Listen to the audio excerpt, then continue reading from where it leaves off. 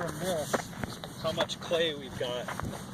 Like, and once you get about a foot down, like there's a guy that took it, and so it's clay, but it's also like got a lot of like kind of caliche properties. Right. One of the engineering students took it, and he literally just got it wet, molded it, and fired it, and it was like. So start looking for people to bring you sand. Yep. And start looking for organic cast-offs. Yep. You make friends with every arborist. Yep.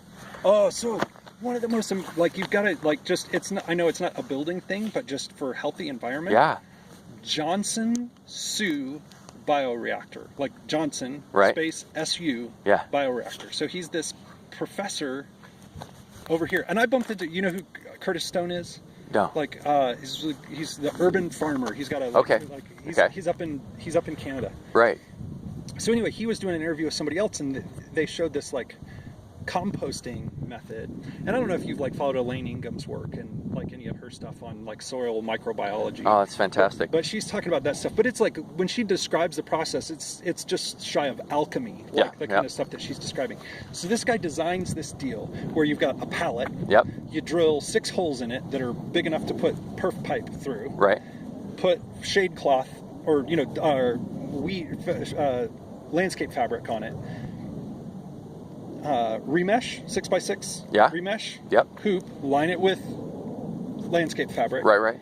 And you have this little jig that you put in the top so you can hold the perf pipes vertical, and you soak the leaves and organic stuff. He says it works better with leaves just because you don't have to sift it at the end. Right.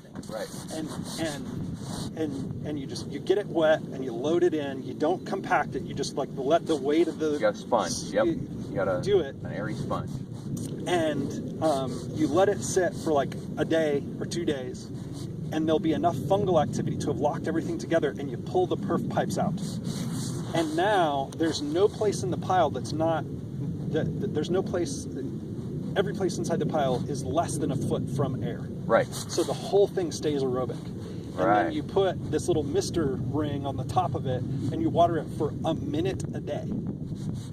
And you can let it go for about 2 weeks, and it'll be through its like hot phase in about 2 weeks. Yep. In about 3 weeks, the pile will be down around 80 degrees, at which point you introduce earthworms, and you just water it for, set it on a timer, right? So it waters for a minute a day for a year, and at the end of it, it will have, and he did this in Las Cruces. Right? He did this in Las Cruces. And at the end of the year, he was testing all of the microbes and stuff in it. He had it was something like 25 different kinds of fungus. Yep. And the bacteria, he had bacteria that are native to Antarctica, to the Arctic, to the bottom of the ocean, to digestive systems, all in there. It was thousands of kinds of bacteria that were in this thing, if you let it sit for a year. And it's weird because it goes through this it looks like it's finished at about 6 months, but the material is broken down, but the microbiology is only just beginning to explode at that point. And after that year, he took that stuff and turned it into compost tea, and he did a single application of compost tea out in this rancher's field that was just overgrazed, totally beat up. Right. And native grass species that hadn't been there in 40 years showed back up after a single application of this stuff. I'm so excited, to do that. But yeah, so here's the bale. So hang on a second.